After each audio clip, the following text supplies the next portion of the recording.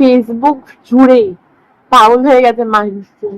মানে first of all ওই ন্যাকা ভিডিও, ওই মাংকু ভাতের ভিডিও দেখে তো আমি ডিপ্রেশনে চলে গেছি। তারপরে সেটাকে সবাই রিক্রিয়েট করে করে আমাকে আরো ডিপ্রেশনে পাঠিয়ে দিচ্ছে। ভাই কি ন্যাকামো ভাই, কি ন্যাকামো, কি ন্যাকামো, কেন ভাই সবাই একটু বন্ধ করুন ভাই, এই এই জিনিসটা নেওয়া যাচ্ছে না।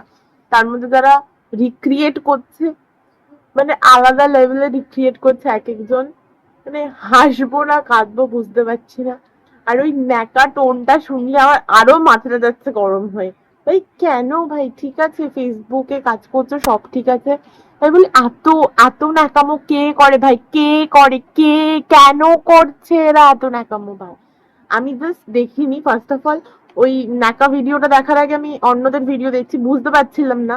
তারপরে তখন আমি দেখলাম, আমি আলাদা লেভেলের ডিপ্রেশনে চলে গেছি, আলাদা লেভেলের ওই ন্যাকা কাপেলের ভিডিও দেখে।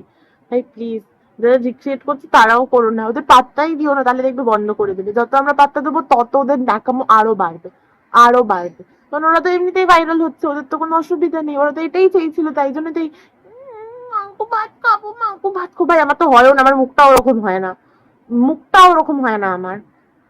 তো যাই হোক ভাই, ফেসবুক খুললেই খুললেই মানে একটার পর একটা পোস্ট, একটার পর একটা পোস্ট। কেন, কেন এই মাংকু ভাতের পোস্ট আমি দেখবো? আমি দেখতে চাইছি না। মানে আমি কতজনকে ব্লক করব?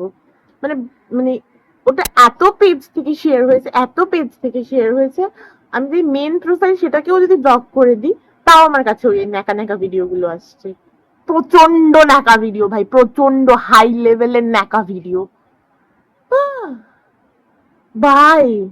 আমার দ্বারা ন্যাকামো হয় না ভাই, আমি জানি না, আমি এরকমই ভাই, টক্সিক, আমি কি করব, আমার দ্বারা ন্যাকামোটা হয় না। যাই হোক, টাটা।